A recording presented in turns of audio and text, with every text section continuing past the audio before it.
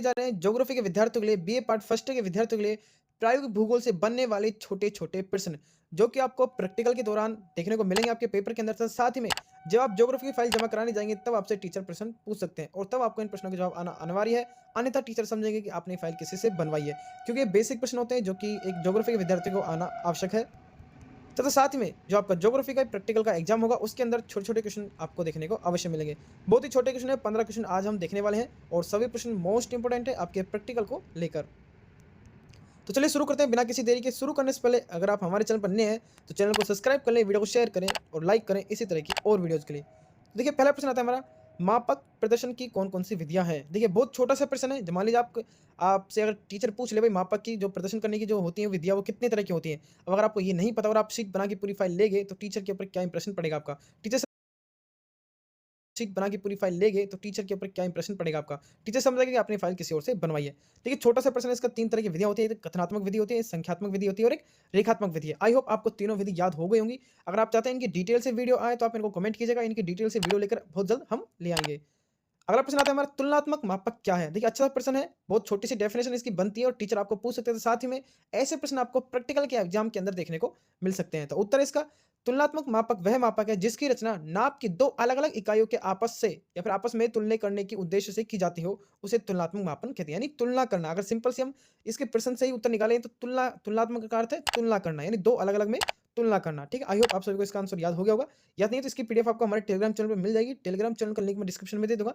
वहाँ से आप देख सकते हैं, ठीक है? अगला प्रश्न आता है हमारा, प्रक्षेप क्या है? ठीक है? तो ये बहुत सिंपल से इसकी डेफिनिशन है और मान लीजिए आप प्रक्षेप की जो आपके बीए पार्ट थर्ड ईयर के विद्यार्थियों के लिए भी अच्छे प्रश्न है, क्योंकि आपके बीए पार्ट थर्ड ईयर के अंदर प्रक्षेप से बहुत सारे प्रैक्टिकल शीट बनती है। बीए पार्ट फर्स्ट ईयर के अंदर भी है, लेकिन उसके अंदर इतने नहीं है। थर्ड ईयर के विद्यार्थियों को इसका नॉलेज होना बहुत ज़रूरी है और सिंपल सा इसका उत्तर है, ग्लोब की अक्षांश व देशांतर रेखाओं को समतल कागज़ पर प्रदर्शित करने की एक विधि को ही प्रक्षेप कहते हैं, ठीक है? सिंपल सा इसका आंसर है और आपको इसका आंसर आना अति आवश्यक है, ठीक है?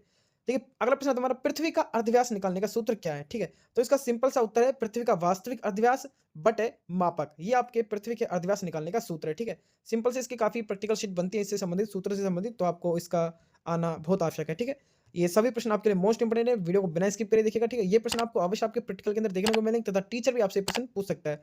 अगला प्रश्न आता है हमारा, भूमध्य रेखा की लंबाई ज्ञात करने का सूत्र क्या है? तो देखिए 2 पाई r इंटू पृथ्वी का वास्तविक अर्धव्यास बटे मापक, ठीक है? ये ऐसे प्रश्न बहुत सारे बनते हैं ऐसे छोटे-छोटे। अगर आप चाहते हैं कि इनके डिटेल से पूरी-पूरी एक पीडीएफ लेके आऊँ और वो आपको मैं पूरी-पूरी पीडीएफ प्रोवाइड करवा दूँ, तो आप मेरे को कमेंट बॉक्स में कमेंट ज़रूर कीजिएगा। मैं आपको टेलीग्राम चैनल पर इसकी कंप्लीट प्रश्नों की 100 से 200 इसके प्रश्न बनते हैं अधिक से अधिक, वो मैं आपको पूरी पीडीएफ प्रोवाइड करवा दूँगा। अगला प्रश्न आता है हमारा, बेलनाकार प्रक्षेप में बेलनाकार खोल ग्लोब पर कहाँ स्पर्श करता है? बहुत अच्छा प्रश्न है और जब आप एग्जामिनर के पास जाते हैं, तो एग्जामिनर आपसे ऐसे ही प्रश्न पूछना चाहता है। तो आपको इसका उत्तर हो जाएगा सिंपल सा, भूमध्य रेखा पर, ठीक है? आई होप आपको सभी प्रश्न अच्छे लग रहे होंगे। वैसे तो मोस्ट इंपोर्टेंट है सभी प्रश्न और अच्छे भी हैं, छोटे-छोटे क्वेश्चन हैं। एग्जामिनर की दृष्टि से भी और आपके टीचर की दृष्टि से भी ये प्रश्न आपसे वो पूछ सकते हैं। अगला प्रश्न आता है हमारा, शंक्वाकार प्रक्षेप में शंकु ग्लोब जिस अक्षांश को स्पर्श करता है, उस अक्षांश को क्या कहते हैं? सिंपल सा उत्तर है, प्रमाणिक अक्षांश। देखिए कुछ विद्यार्थियों को ये सब चीज़ें समझ नहीं आ रही होगी, क्या अक्षांश होता है, क्या होता है? देखिए आप ज्योग्राफी के विद्यार्थी जब आप प्रैक्टिकल करते हैं तो ये सब चीज़ें आपको सिखाई जाती हैं, ठीक है? तो डोंट वरी, धीरे जब आपकी डिटेल से इन चीज़ों को पढ़ेंगे तो आपको ऑटोमेटिक याद हो जाएँगे। अगला प्रश्न आता है हमारा, रचना के अनुसार प्रक्षेप कितने प्रकार के होते हैं? देखिए, सिंपल से इसका उत्तर है, रचना के अनुसार प्रक्षेप कितने प्रकार के हैं? पूछा गया आपका प्रश्न। उत्तर है 3 प्रकार के होते हैं। बेलनाकार, शंक्वाकार और शिरोबिंदु, ठीक है? आई होप तीनों याद हो गए होंगे आपको, बेलनाकार, शंक्वाकार और शिरोबिंदु, ठीक है? सिंपल सा इसका उत्तर था और सिंपल सा प्रश्न थे। छोटे-छोटे प्रश्न हैं, यही प्रश्न आपको परीक्षा में देखने को मिल जाएँगे। प्रधान अक्षांश किसे कहते हैं? अच्छी सी डेफिनिशन इसकी बन जाती है, कागज का शंकु पृथ्वी के ग्लोब को किसी एक अक्षांश विशेष पर स्पर्श करता है, इस अक्षांश को प्रधान अक्षांश कहते हैं। अगर आप 1 बार या 2 बार इसको पढ़ते हैं तो आपको आसानी से याद हो जाएगी, ठीक है?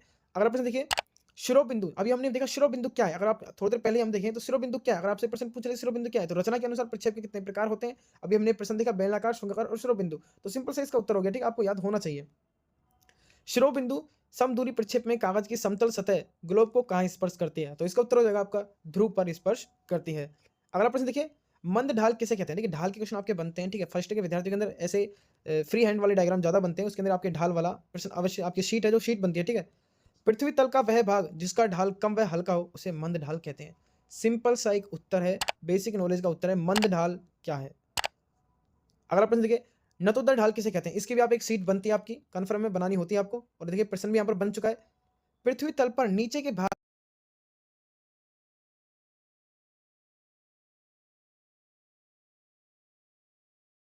कम किंतु उच्च भाग में ढाल तीव्र हो तो उस ढाल को नतोत्तर ढाल कहते हैं। जब आप डायग्राम देखेंगे तो डायग्राम की सहायता से आपको वैसे भी इसकी जो आकृति है उसे देखकर भी आप अंदाजा लगा सकते हैं। अगला प्रश्न देखिए, जल विभाजक किसे कहते हैं? सिंपल सा प्रश्न है। दो भिन्न-भिन्न अपवाह तंत्रों को पृथक करने वाला उच्च भाग, भूमि का भाग जल विभाजक कहलाता है।